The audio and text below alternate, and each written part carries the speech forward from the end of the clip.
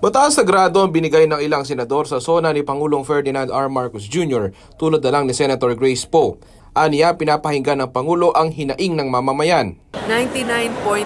Alam mo bakit? Kasi yung natitirang 2%, hindi namin marinig Diba parang may feedback dun sa loob.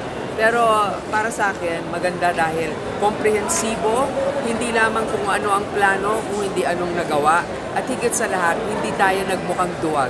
Bukod dyan, kinilala rin ni Poe ang mga nabanggit ng Pangulo hinggil sa iba pang mahalagang isyu sa bansa, tulad ng agrikultura, West Philippine Sea at lalo na sa Pogo.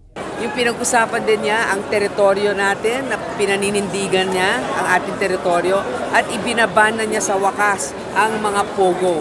Illegal man o legal, stop operations by the end of the year. And we're so very hopeful and happy about that. Yung kanyang speech nga, sabi ko, ay binigyan tayo ng pag-asa. Sapagkat mukhang pinakikinggan talaga ng ating Pangulo ang ating hinanaing. Unang-una, pinag-usapan niya yung taas ng presyo ng bilihin, yung sektor ng agrikultura, kung sino na ang napamahagian ng tulong ng gobyerno. Pinag-usapan din niya ang edukasyon, infrastruktura, pero higit sa lahat, ang ating teritoryo. Sapagkat yung Pogo ay nagiging pugad ng krimen at kriminalidad. Ngayon, ang Pangulo nagkaroon ng political will ikumpara sa mga nakaraan. Bukod kay Poe, marami pang natuwa na senador sa naging SONA ng Pangulong Marcos, lalong-lalo na sa usapin ng Pogo nang ideklara niyang ban na ito. Kung si Poe 99.8% ang grado, si Gatchalian naman mas mataas pa raw. Ito na yung sense of the Senate. Sense of the Senate, ban din Pogo. At very loud and clear speech ng ating Pangulo, lahat ng Pogo ibaban. Ang bibigay ko 101%.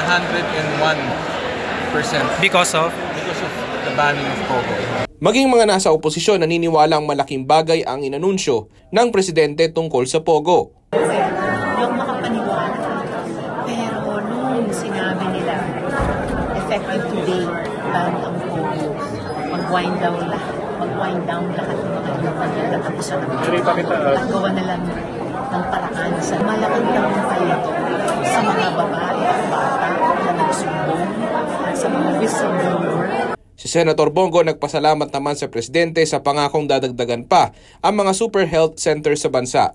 Masaya naman si Senator J.V. Ejercito sa pagbanggit ng Pangulo sa pangangailangan na amyendahan na ang EPIRA Law. Si Senate President Pro Tempore Jinggoy Estrada kaisa sa Pangulo sa pagbibigay ng pagkilala at pagpapahalaga sa ating sandatahang lakas at Philippine Coast Guard.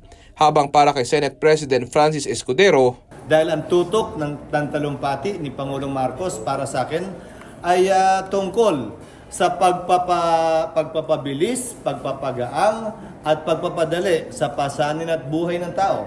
Pagpapabilis sa transportasyon kung saan binanggit niya ang ating mga paliparan, highway at tulay.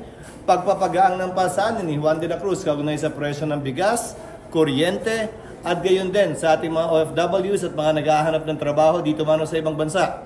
At gayon din para sa akin ang pagpapadali din ng pagkakaroon ng access natin sa kalusugan at medical na tulong, dagdag pa rito para sa ating mga guro at gayon din sa ating learners. Daniel Manalastas para sa Pambansang TV sa Bagong Pilipinas.